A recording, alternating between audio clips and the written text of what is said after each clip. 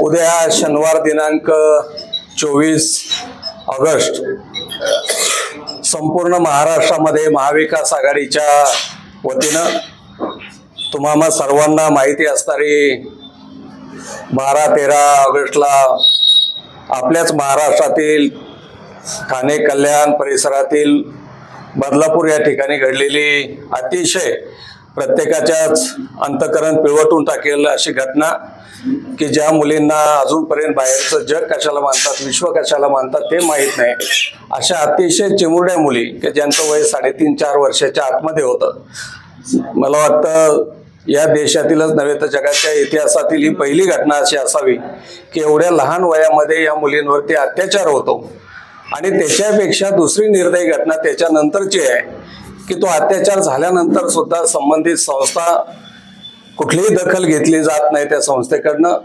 एवढंच नाही तर जे कायद्याचे रक्षण करते आहेत, ज्यांच्यावरती आपण विश्वास ठेवून अतिशय बिनधास्तपणानं जीवन जगतो, ते आमचं गृह खातं, पोलीस खातं, त्या मुलीचे आईवडील सदर मुलीनं ज्या वेळेस त्या ठिकाणी शूच्या जागी थोड्यासा वेदना होत आहे, दुखतंय अशी तक्रार आईवडिलांकडे केली. त्यानंतर त्या आईवडिलांनी त्या मुलीला नीट विचारल्यानंतर त्या गोष्टीचा उलगडा झाला आणि त्यानंतर त्या आईवडील ज्यावेळेस पोलीस स्टेशनला ती फिर्याद द्यायला गेले, ती फिर्याद देत असताना त्यांना दिलेली वागणूक आणि त्यांना ज्या पद्धतीनं पोलीस स्टेशनला 12 तास बसून ठेवण्यात आलं आणि 12 तास बसून देखील त्यांची कुठल्याही प्रकारची दखल घेतली नाही, त्यांना त्या ठिकाणी काढून देण्यात आलं.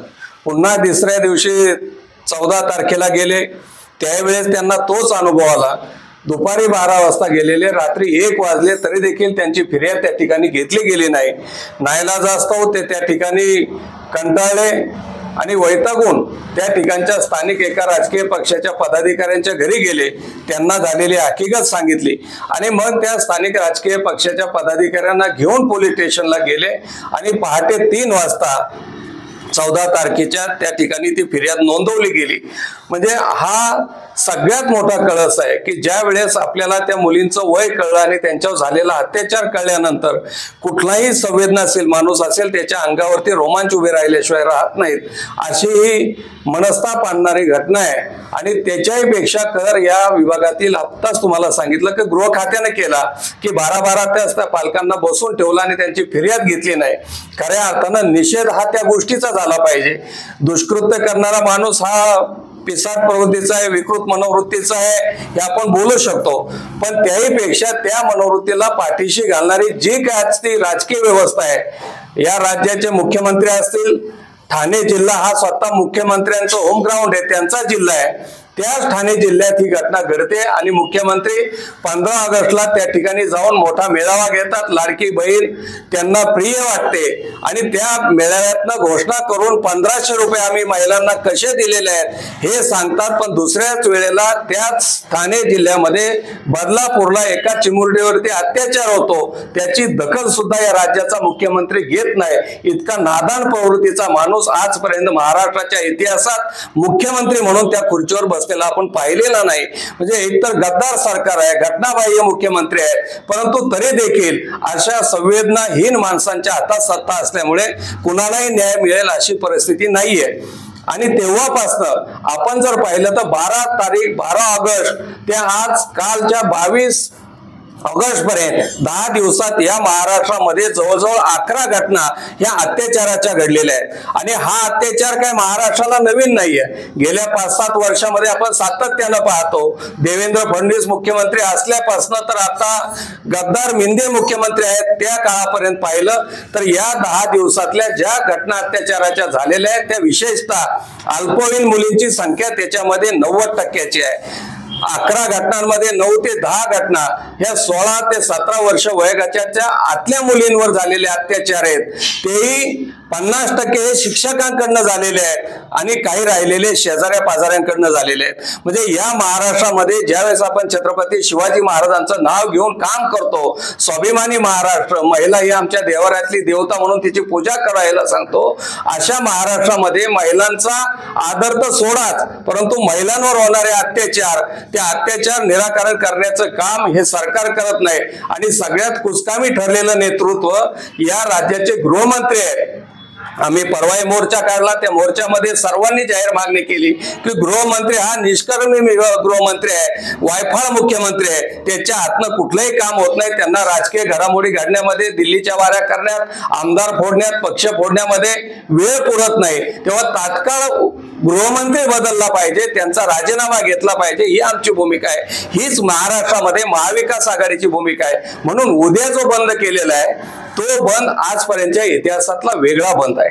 हा राजकीय बंद नाही, हा धार्मिक बंद नाही, हा जातीवादी बंद नाही, तर हा या महाराष्ट्राच्या भूमीतील संवेदनशील व्यक्तींचा ज्यांच्या ज्यांच्या हृदयामध्ये मुलींविषयी, महिलांविषयी थोडीफार जागा असेल, अशा माणसांनी स्वयंस्फूर्तीनं उद्या आपापली दुकानं, व्यवहार बंद ठेवावेत। फक्त अत्यावश्यक सेवा ज्या आहेत त्याच्यात वगळाव्यात।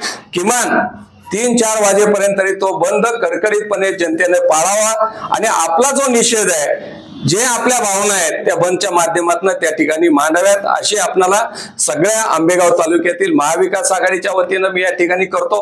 केवळ मनसर, गोरेगाव, अवसरी मोठी शहरच नाही तर छोट्या गावांमध्ये सुद्धा सगळ्याच राजकीय पक्षाच्या नेते मंडळींनी त्याच्यामध्ये सहभागी व्हावं। विशेषतः थोडासा सांगायला खेदही वाटतो, ज्यावेळेस आपण या राज्याचं मंत्रिमंडळ असा उल्लेख करतो, राज्य सरकार असा उल्लेख करतो, नाईलाजानं आपल्या तालुक्याचे प्रतिनिधी हे त्या राज्याच्या मंत्रिमंडळामध्ये एक कॅबिनेट मंत्री म्हणून त्या ठिकाणी कार्यरत आहे। आम्हाला अपेक्षा होती ही घटना घडल्यानंतर त्या मंत्र्यांकडनं कुठंतरी त्याबद्दल थोडासा का होईना निषेधाची गोष्ट, निषेधाची बाब किंवा खेदाची बाब कुठेतरी उल्लेख होईल। तुम्हा पत्रकारांना माहित असेल तर मला कल्पना नाही, पण माझ्या तरी वाचनामध्ये आपल्या मंत्री महोदयांनी कुठेही ती खेद किंवा त्याप्रती संवेदनाही व्यक्त केलेली नाही। म्हणून आम्ही त्यांचाही निषेध करतो। त्यांनी स्वतःहून त्या सरकारमधनं बाहेर पडावं, मंत्रिपदाचा राजीनामा द्यावं, अशी आमची भूमिका असणार आहे। कारण ज्या मंत्र्याला, ज्या तालुक्यामध्ये आपण पाहतो की छत्रपती शिवाजी महाराजांचा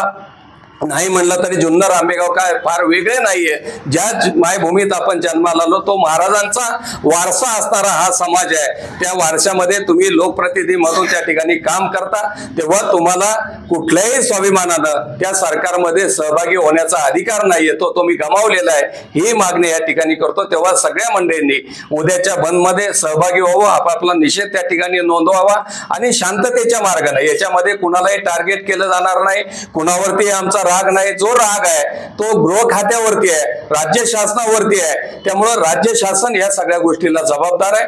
त्याचा निषेध करण्यासाठी आपण सर्वांनी त्याच्यामध्ये सहभागी व्हावं अशी विनंती करतो। धन्यवाद। जय हिंद।